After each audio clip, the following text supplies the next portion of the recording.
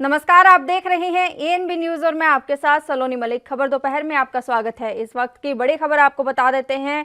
वित्त मंत्री Nirmala Sitharaman press conference आज करने जा रही हैं। कांग्रेस का बयान आया है इस बात को लेकर। आपको बता दें कि उम्मीद है कि आर्थिक पैकेज बीजेपी की वादा खिलाफी नहीं होगा। कांग्रेस की ओर से ये बयान जारी किया गया है। जिस तरीके से आपको बता दें कि कल पीएम नरेंद्र मोदी ने राहत पैकेज का ऐलान किया था, 20 लाख करोड़ रुपए राहत पैकेज दिया था। उसी को लेकर आज वित्त मंत्री निर्मला सीतारमण प्रेस कॉन्फ्रेंस करेंगी। उसी कड़ी में अब कांग्रेस का बयान सामने आया है। कांग्रेस की ओर से कहा गया है कि वित्त मंत्री निर्मला सीतारमण जो आज प्रेस कॉन्फ्रेंस करेंगी उसको लेकर कांग्रेस का बयान आया है। उसमें कहा गया है कि उम्मीद है कि आर्थिक पैकेज बीजेपी की वादा खिलाफी नहीं होगी। इस वक्त की बड़ी खबर आपको बता रहे हैं।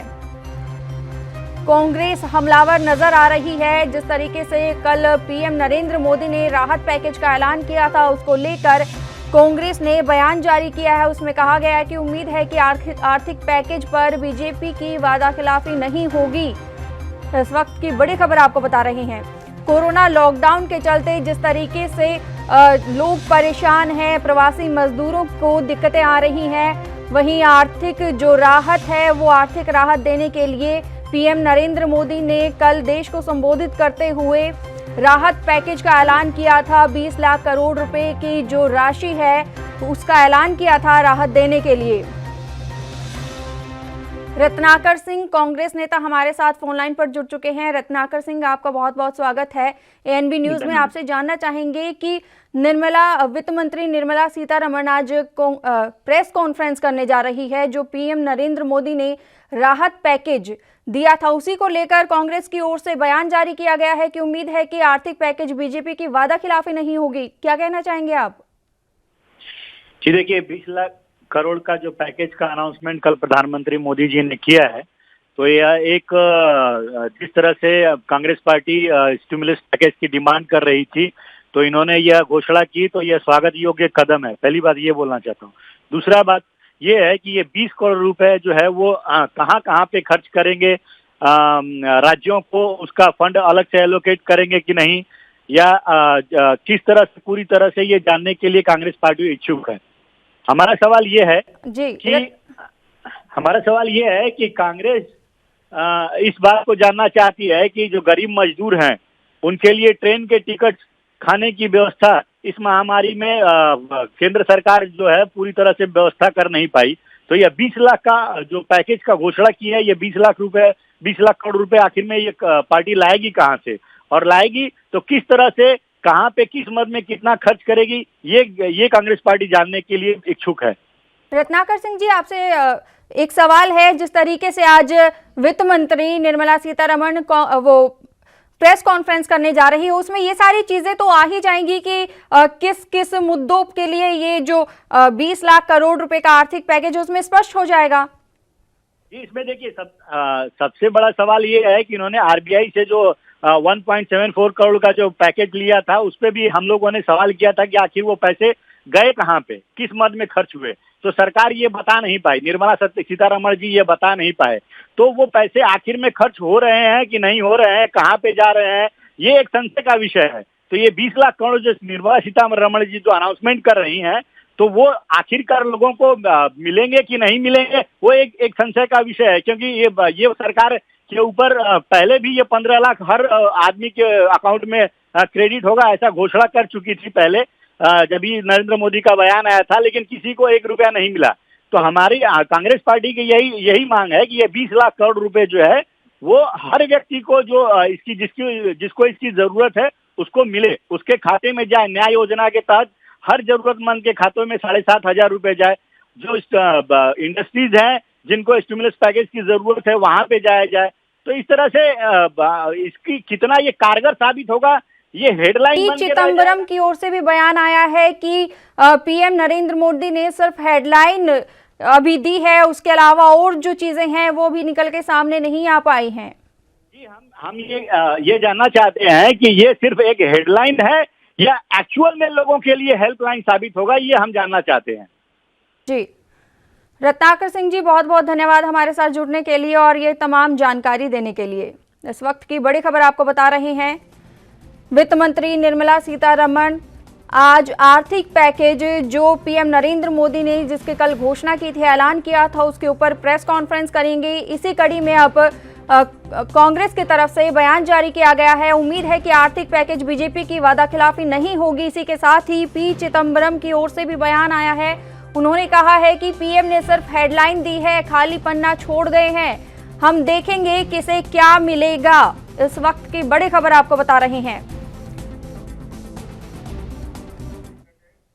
लॉकडाउन के बीच विश्व प्रसिद्ध भगवान बद्री विशाल के कपाट 15 मई को ग्रीष्म काल के लिए खोलने जा रहे हैं, जिसकी तैयारियां जिला प्रशासन ने पूरी कर ली है। बद्रीनाथ धाम में प्रशासन ने बिजली, पानी और खाद्य व्यवस्थाएं सुचारू रूप से कर दी हैं। हालांकि ऐसा पहली बार होगा जब मंदिर के कपाट खुलने के बाद श्रद्धालु भगवान के दर्शन नहीं कर सकेंगे। दरअसल कोरोना वायरस के संक्रमण को देखते हुए पूरे देश में लॉकडाउन लागू है, जिसके चलते सभी मंदिरों को बंद किया गया है। हालांकि देवालयों में पुजारी की ओर से सुबह शाम आरती कराई जा रही है। भगवान बद्री विशाल के कपाट खुलने के बाद पुजारी वहां आरती करेंगे, लेकिन 17 मई से पहले श्रद्धालुओं को आने की इजाजत नहीं दी जाएगी।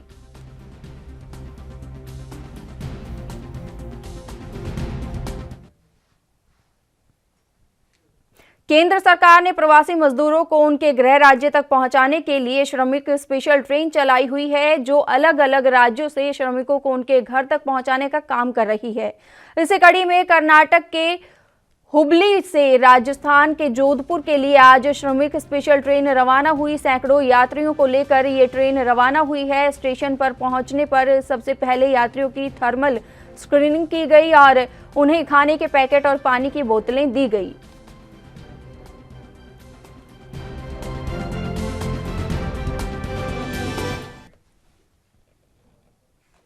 देश भर में फंसे प्रवासियों को श्रमिक जो ट्रेन है उससे उनके घर भेजा जा रहा है। इसी कड़ी में महाराष्ट्र के मुंबई से भी लगातार ट्रेन मजदूरों को लेकर जा रही है।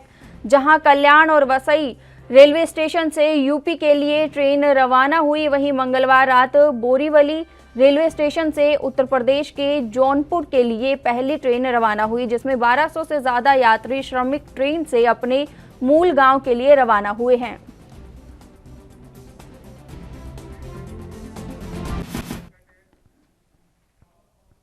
कोरोना वायरस की वजह से लॉकडाउन में फंसे प्रवासी मजदूरों के लिए ध्यान देने वाली खबर है। अब पुरानी दिल्ली से श्रमिक स्पेशल ट्रेन खुलेंगी। जानकारी के मुताबिक अब पुरानी दिल्ली रेलवे स्टेशन से श्रमिक स्पेशल ट्रेन खुलेंगी और आज बिहार के लिए 3 ट्रेन खुल रही है, जो भागलपुर, दरभंगा और बरौनी जाएंगी। बता दें कि लॉकडाउन की वजह से देश के अलग अलग हिस्सों में प्रवासी मजदूर फंसे हैं और अब उन्हें राज्य और केंद्र सरकार के बीच सामंजस्य से श्रमिक स्पेशल ट्रेन से घर पहुंचाया जा रहा है।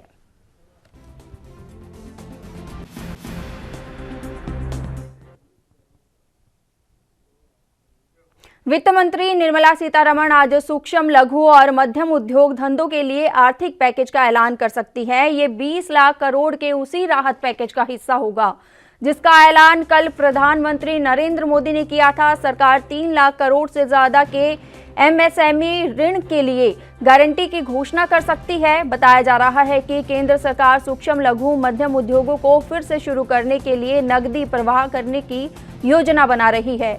जानकारी के मुताबिक सरकार एमएसएमई को ऋण देने के लिए बैंकों को प्रोत्साहित करने के लिए अपनी गारंटी देने की भी योजना बना रही है।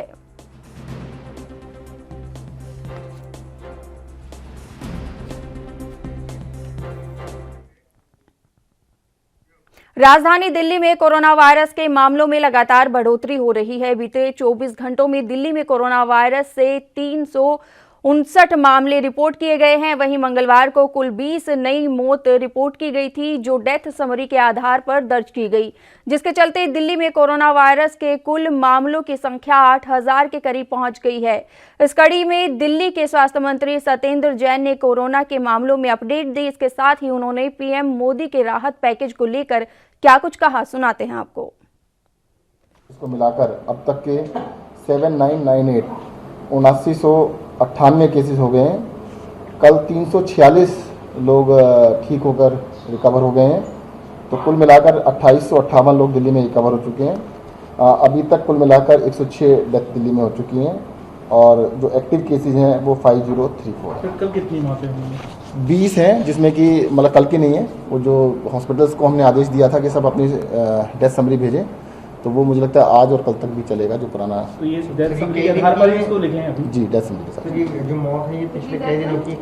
नहीं, अभी तो राहत पैकेज की डिटेल्स तो पता लगी है, अभी नहीं पता लगी है, और जैसे पता लगी उसके बाद ही पता पाएंगे।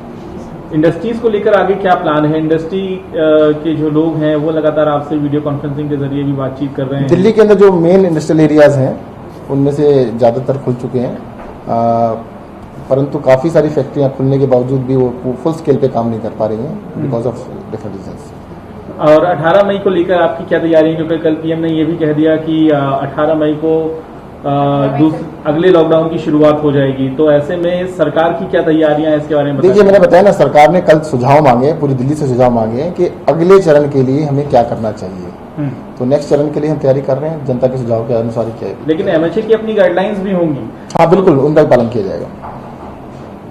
जो भी हम इसके अंदर चेंज करेंगे या जो भी करेंगे उस गाइडलाइंस के मद्देनजर रखते हुए किया जाएगा। तो ये सुझाव आएंगे तो कोई बैठक भी आप कर रहे हैं हेल्थ डिपार्टमेंट या सीएम कोई बैठक भी कर रहे हैं इससे रिलेटेड? जैसे होगी आपको बताया जाएगा।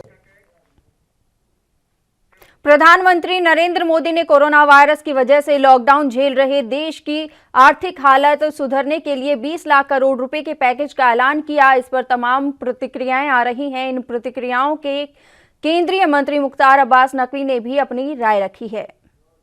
श्री नरेंद्र मोदी जी का जो संदेश है वो शुद्ध रूप से स्वदेशी पर विश्वास और स्वावलंबी भारत के एहसास के साथ नूतन पर्व और नूतन सफर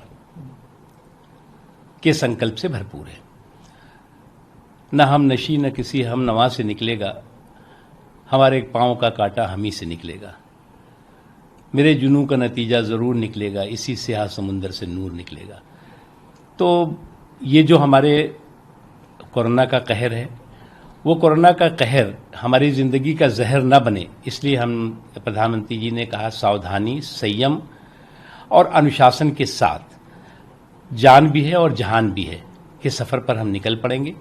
और निश्चित तौर से प्रधानमंत्री नरेंद्र मोदी जी ने जिस भारत को जिस अपनी ताकत का एहसास कराया है, जिस स्वावलंबी भारत का एहसास कराया है, स्वाभिमानी भारत का एहसास कराया है, आत्मनिर्भर भारत का एहसास कराया है, वो उस एहसास के साथ, उस संकल्प के साथ आज भारत और भारत के लोग आगे निकल रहे हैं। पीएम मोदी के राहत पैकेज की घोषणा के बाद बीजेपी अध्यक्ष जेपी नड्डा ने अपनी प्रतिक्रिया दी है। उन्होंने कहा है कि पीएम ने देश को ऐतिहासिक पैकेज दिया है और ये पैकेज महामारी से लड़ने में कारगर साबित होगा। और उन्होंने क्या कुछ कहा, सुनाते हैं आपको। नरेंद्र मोदी जी के राष्ट्र के नाम अपने संदेश में आत्मनिर्भर भारत अभियान के तहत देश में विकास को गति देने के लिए 20 लाख करोड़ रुपए के विशेष एवं ऐतिहासिक पैकेज की घोषणा की है। यह पैकेज देश की जीडीपी के लगभग 10% के बराबर यह पैकेज है। यह पैकेज केवल कोविड-19 से लड़ने का माध्यम भर नहीं है, बल्कि यह देश को सशक्त एवं आत्मनिर्भर बनाने वाला है। कोविड की त्रासदी के वैश्विक संकट से जीवटता के साथ निर्णायक लड़ाई लड़ रहे समग्र राष्ट्र के विकास एवं देशवासियों के कल्याण के लिए प्रधानमंत्री जी इस संकल्पबद्ध कदम की जितनी भी सराहना की जाए वह कम है। प्रधानमंत्री नरेंद्र मोदी ने मंगलवार को देश की जनता को संबोधित करते हुए 20 लाख करोड़ रुपए के विशेष आर्थिक पैकेज की घोषणा की। अब कांग्रेस ने इसे लेकर सरकार को घेरना शुरू कर दिया है। आइए सुनते हैं कांग्रेस प्रवक्ता जयवीर शेरगिल ने क्या कुछ कहा। भारतीय जनता पार्टी जनता को टोपी पहनाने में और दिन में तारे दिखाने में माहिर है। उम्मीद करते हैं कि 20 लाख करोड़ का पैकेज भारतीय जनता पार्टी की वायदा खिलाफी, लिफाफाबाजी और जुमलाबाजी के नियत और नीति का एक और भद्दा उदाहरण नहीं है। उम्मीद करते हैं कि 20 लाख करोड़ का पैकेज उसी कारखाने में नहीं बन रहा जहां 15 लाख हर की जेब में देने का वादा किया गया था, जहां मां गंगा की सफाई का वादा बनाया गया था, जहां काले धन को 100 दिन में वापस लाने का वादा बनाया गया था, जहां $5 ट्रिलियन इकोनॉमी बनाने का वादा बनाया गया था, जहां हर वर्ष 2 करोड़ नौकरियां बनाने का वादा बनाया गया था। जनता भाजपा के वायदों पे अब तभी विश्वास करेगी जब हर जनधन खातेदार की अकाउंट में 7,500 रुपए आ जाएंगे, जब हर छोटे व्यापारी को राहत मिल जाएगी। भाजपा से अनुरोध है कि इस बार जनता को ठगे ना। वित्त मंत्री का जो पैकेज है वो प्रधानमंत्री के शब्दों का पूरी तरह तालमेल होगा और उनकी कथनी और करनी में अंतर ना हो। प्रधानमंत्री के देश को दिए गए आर्थिक पैकेज को लेकर आ रही प्रतिक्रियाओं के बीच कर्नाटक के डिप्टी सीएम CN अश्वत्थ नारायण ने भी प्रतिक्रिया दी है। Sir, I would like to congratulate our Honorable Prime Minister Sri Narendra Modi ji for announcing a 20 lakh crore package, which was a need of the hour. It is in a Sanjeevani, it is in oxygen. The liquidity was very much required by all the sectors, MSME, farmers, laborers, all the sectors. Unless the money, the liquidity doesn't flow, the transaction, much of the transaction will not happen. Probably the stimulus will go a long way in revival of the economy, which was the need of the hour. I would like to congratulate the Honorable Prime Minister on the behalf of Government of Karnataka and people of Karnataka.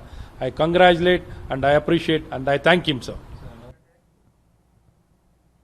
Punjab के मलेरकोटला में बीती रात एक निजी मिल के कर्मचारियों ने तनख्वाह में कटौती को लेकर जोरदार हंगामा किया। दरअसल कर्मचारियों ने आरोप लगाया कि उन्हें पूरी सैलरी नहीं दी गई है और ना ही राशन और इलाज के लिए बाहर जाने की इजाजत मिल रही है।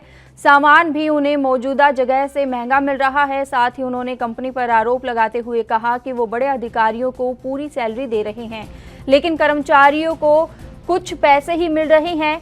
वहीं मलेरकोटला के एसपी मनजीत सिंह बराड़ का कहना है कि मजदूरों और मालिकों का विवाद है, कानून के मुताबिक जो भी कार्रवाई होगी वो जरूर की जाएगी। पेमेंट कम मिली है, बाहर वाले कर्मचारियों को पेमेंट ठीक मिला, मानते हैं ठीक मिला, उन्हें ठीक मिला, हमें भी ठीक मिलनी चाहिए हैं? ये लोग ठीक नहीं दे। अफसर की पेमेंट जो है वो पूरी पेमेंट फिट आई है, कर्मचारियों की पेमेंट क्यों कम आई है ये बताइए। कितना परेशान हो? परेशान तो बहुत है सर, परेशान तो पूछो नहीं, परेशान है, सुनते नहीं है, बस बोलते ठीक है हो जाएगा हो जाएगा। रात दिन ड्यूटी करते सर। और यहाँ पे कोई स्लिप पर्ची नहीं मिली है, यहाँ पे ऐसे ही पेमेंट आ गई, कोई स्लिप पर्ची नहीं है, क्या कटा है क्या नहीं कटा है, कितना हम लोग को मिला है कुछ पता नहीं है। एटीएम भी हम लोग के सारे बंद पड़े हुए हैं, हम लोग को कुछ नहीं बोलते, एक एक करके आओ हम बताएंगे कैसे कटा है कैसे नहीं कटा है, ये सब हम लोग जानना है। और हम लोग की पेमेंट कम आई है, 2000 3000, जो नहीं किया उसका 5000 6000, लोकल बंदों का पूरा फुल पेमेंट आया है। हम लोग यहाँ पर मेहनत कर रहे हैं, ड्यूटी कर रहे हैं, तो हम लोग की आधी पेमेंट आ रही है, उसमें से भी जो ड्यूटी कर रहे हैं उसमें का सामान 15 में बेच रहे हैं दुकान वाले सब, 25 का 20 का वो 30 में अंदर बेच रहे हैं। सब्जी राजस्थान के जोधपुर की विभिन्न फैक्ट्रियों में काम करने वाले मजदूरों को बड़ी राहत मिली है। बता दें कि उनकी घर वापसी के लिए जिले सांगरिया गांव से सरकारी स्कूल में उनका स्वास्थ्य जांच की गई। इसके साथ ही उनके सामान को सैनिटाइज कर उनको बसों में बैठाकर जोधपुर रेलवे स्टेशन के लिए रवाना किया गया, जहां से स्पेशल ट्रेन के जरिए प्रवासी मजदूरों को यूपी के बलिया जिले में भेजा जाएगा, जिसके चलते घर वापसी के लिए जा रहे मजदूरों के चेहरे पर मुस्कान आई। बता दें कि इस ट्रेन से 1440 के करीब मजदूरों का रजिस्ट्रेशन हो चुका है, जिन्हें घर भेजा जाएगा।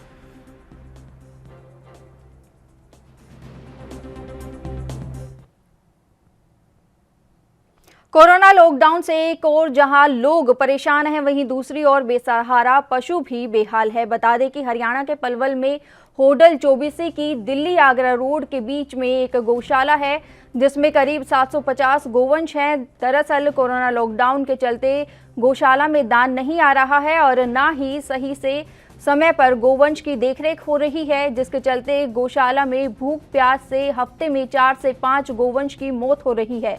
बता दें कि गौशाला केंद्र सरकार और हरियाणा सरकार से रजिस्टर्ड है, लेकिन सरकार से इस गौशाला के लिए कोई सहायता राशि नहीं आती है। इस कड़ी में गौशाला के मैनेजर की प्रतिक्रिया सामने आई है। ऐसा है सर, क्या नाम है, एक जंगल में तो खाली ज़मीन कोई छोड़ता ही नहीं है। अब जंगल में जाने के लिए जगह ही नहीं है कोई। 2-4 घंटे के लिए हम बाहर बैठाते हैं इनको, उसके बाद में यहाँ टीन सेट डले हुए हैं, चारा पानी डाल देते हैं, अपना यहाँ पर सेवा कर रहे हैं, ताकि जो कमज़ोर गाय है जो गिर जाती है वो दोबारा उठती नहीं है। और गाँवों से भी दान बहुत कम आ रहा है, शहर का भी सहयोग बहुत कम है।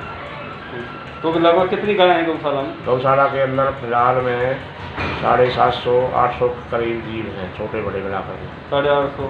हाँ जी। तो ये तो बहुत संख्या है। संख्या देखो जी, जो आती है हमारे पास 2 आ रही हैं, 3 आ रही हैं, उनको एडमिट करना पड़ता है। और जो गाँवों से दान आता था, कुछ लोग जो है मरौली गौशाला में जुड़ गए हैं, अपना जो है तो यहाँ दान कम आता है, यहाँ दान कम आ रहा है। तो गुजारा यही है, लॉकडाउन चल रहा है तो दुकानों का किराया वगैरह आया था वो भी बंद हो गया। अब जैसे तैसे जो हमारे पास पैसा है उसी से हम अपना तो गाय भूखी मरती हैं, बहुत कमजोर हो रही है। देखो जी, जितना हमारे पास सुविधा है उतनी हम कर रहे हैं, भूखी तो मर रही है, जितनी हमारी तो वो नहीं है वो खाते भी हमें पेट भर के खिला दे जो कर रहे। तो कमजोर गाय कई मर भी चुकी है। कमजोर गाय है 2 दिना में 4 दिना में 1-2 लबार और छोटो मोटो या गाय जो है वो गुजर जाती है। गुजर जाती है मतलब ये जो सर्दियों में ज़्यादा आई थी दिक्कत, गर्मी में इतनी ज़्यादा कुछ नहीं है। तो ये तो कोई छोटा मोटा बच्चा जैसे कोई गर्मी से या कैसे भी डॉक्टर लोग भी आते हैं, मतलब 2-3 दिन गुजर देगा। 2-3 दिन एक आध गाय जो है मौत हो जाती। तो ये जो दाना पानी कम मिल रहा है आजकल, जो लॉकडाउन की वजह से भी कम मिल रहा है। लॉकडाउन की वजह से सर दान बहुत कम आ रहा है, तो इसीलिए पूरी सेवा नहीं हो पाती है गायों की। सेवा जितना भी सामान हमारे पास है वो हम डाल रहे हैं, लेकिन फिर भी जितनी होनी चाहिए वो नहीं हो पाती है, उनके लिए फिर भी थोड़ा है। हरियाणा के पलवल की मंडियों में गेहूं की फसल की खरीद सुचारू और व्यवस्थित ढंग से की जा रही है और मंडियों में अब तक 18,57,052 क्विंटल गेहूं की खरीद की गई है। गेहूं की खरीद के साथ साथ फसल भुगतान की प्रक्रिया भी शुरू कर दी गई है। किसानों को फसल का भुगतान ऑनलाइन माध्यम से सीधे किसानों के खाते में किया जा रहा है।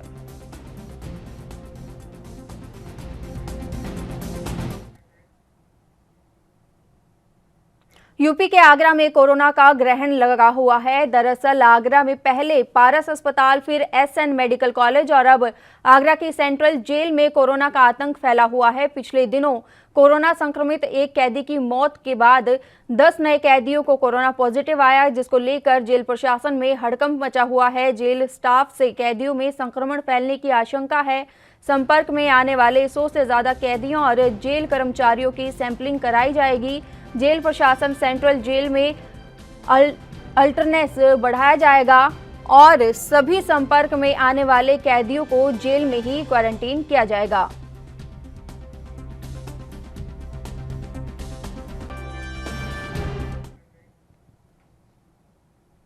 यूपी के एटा जनपद के पिलुआ थाना क्षेत्र के अंतर्गत ग्राम नगरिया में लॉकडाउन के नियमों का पालन करते हुए हिंदू रीति रिवाज से शादी की गई। दरअसल अलीगढ़ जनपद के गांव भदेशी में रहने वाले रामवीर शर्मा के बेटे नीतीश शर्मा की शादी 12 मई को तय हुई थी, लेकिन लॉकडाउन के चलते लड़के के पिता ने केवल 5 लोगों का पास बनवाकर थाना पिलुआ निवासी अजय पाल शर्मा की बेटी संगीता शर्मा के साथ हिंदू रीति रिवाज के अनुसार शादी की रस्में पूरी की। वहीं इस संबंध में विवाहित जोड़े ने कहा कि हम लोगों ने लॉकडाउन का पालन करते हुए शादी की है और ये भी एक यादगार पहचान बनी रहेगी। साथ ही उन्होंने कोरोना को लेकर लोगों को जागरूक किया।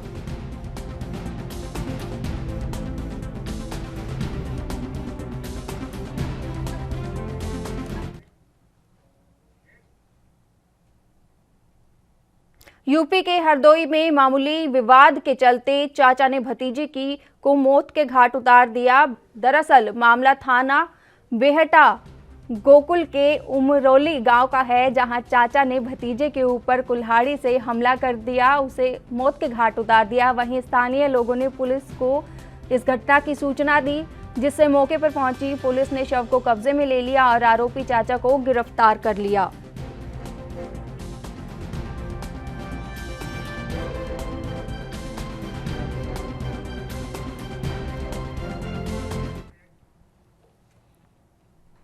यूपी के आगरा में लगातार हत्या की घटनाएं सामने आ रही है। थाना सदर के ग्वालियर रोड के सीओडी मैदान की झाड़ियों में मासूम का शव मिला। मासूम का शव मिलने से इलाके में हड़कंप मच गया। बता दें कि ये मासूम गोपालपुर का रहने वाला था, जिसकी हत्या की आशंका जताई जा रही है। वहीं पुलिस को सूचना मिलते ही मौके पर SP city Rohan P Botre सदर फोर्स मौके पर पहुंचे और मौके का मुआयना किया। फिलहाल पुलिस मामले की जांच कर रही है। देखिए, 6 साल के बच्चे की डेड बॉडी बिंदु कटरा क्षेत्र में मिली है। इन्वेस्टिगेशन उसमें भी की जा रही है। हत्या की आशंका इसमें जताई जा रही है। एक व्यक्ति को इसमें पूछताछ के लिए अभी हम लोगों ने डिटेन किया है, उसको पूछताछ के लिए बुलाया गया है और इन्वेस्टिगेशन अभी इसमें आगे जा रही है। बॉडी को पीएम के लिए भेज दिया गया है। पंजाब के अजनाला में कोरोना वायरस के चलते यहां प्रशासन ने दुकानदारों को दुकानें खोलने के लिए अलग अलग समय दिया है, लेकिन अजनाला के लोग और दुकानदार प्रशासन के नियमों और सोशल डिस्टेंसिंग का ध्यान नहीं रख रहे थे, जिसको लेकर अजनाला पुलिस हरकत में आई। वहीं इस मौके पर एसएचओ सतीश कुमार ने बताया कि बिन वजह दुकान खोलने वालों की दुकान बंद करवा दी गई है। वहीं पास के बिना घूम रहे वाहनों पर कार्रवाई की गई और चालान काटे गए हैं और कुछ लोगों को वार्निंग देकर छोड़ दिया गया है और बताया गया है कि नियमों को उल्लंघन करने वालों के खिलाफ सख्त कार्रवाई की जाएगी।